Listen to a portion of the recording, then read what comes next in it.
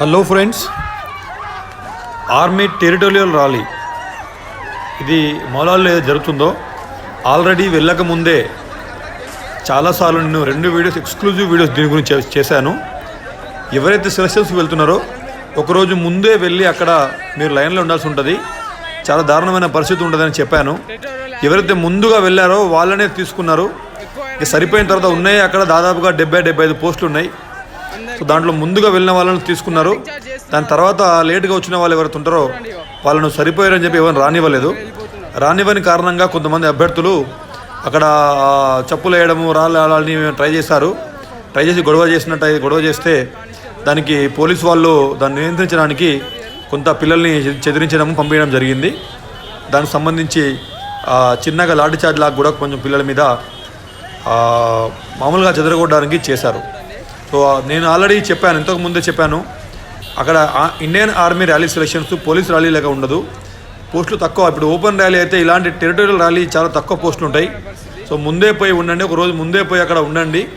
ఖచ్చితంగా మీరు ఈవినింగ్ నుంచి అక్కడ పోయి ఉండండి అని చెప్పి ఆల్రెడీ మీకు లొకేషన్లు అవన్నీ కూడా పంపించడం జరుగుతుంది.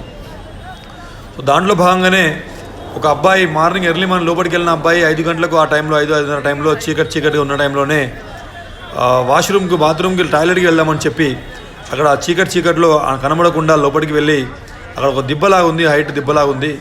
అబ్బాయి పేరు అవినాష్ అని కూడా చెప్పడం జరుగుతుంది. సో దిబ్బలాగా ఉంది, దాని మీద చూడకుండా అబ్బాయికి అనుకోకుండా దురదృష్టవశాత్తు ప్రమాదవశాత్తు ఆ షాక్ కొట్టి అబ్బాయి కూడా చనిపోవడం జరిగింది. సో ఇది చాలా తక్కువ పోస్టులు ఉన్నట్టు కారణంగా ఇవన్నీ సంఘటనలు జరుగుతున్నాయి. సో మీ అందరికీ మళ్ళీ ఒకసారి చెప్తున్నాం.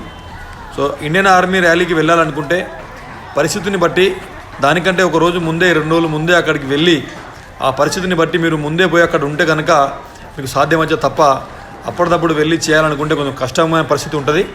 ఇది ఓపెన్ ర్యాలీ కాబట్టి కొంచెం దీంట్లో ఇంకా ఇబ్బందులు ఎక్కువ ఉంటాయి.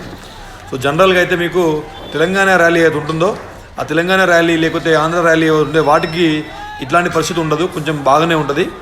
సో మీకు ఒక వీడియో ఈరోజు ఈవినింగ్ వరకు ఇంకో వీడియో పెడతా.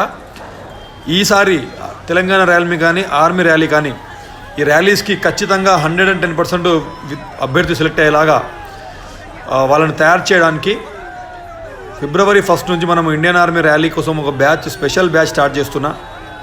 మిమ్మల్ని తీసుకొని పోవడానికి కూడా స్పెషల్గా మనమే తీసుకుపోతాం. ఎప్పుడు పోవాలి, ఎప్పుడు అక్కడ లైన్లో కూర్చోవాలి, అవన్నీ దగ్గరుండి మరి మా యొక్క మేనేజ్మెంటే చేస్తుంది. ఇలాంటి సంఘటనలు కాకుండా ఇలాంటి ఇబ్బందులు పడకుండా పిల్లల్ని జాగ్రత్త చేయాలనే ఉద్దేశంగా నేను ఈ డిసిషన్ తీసుకున్నా.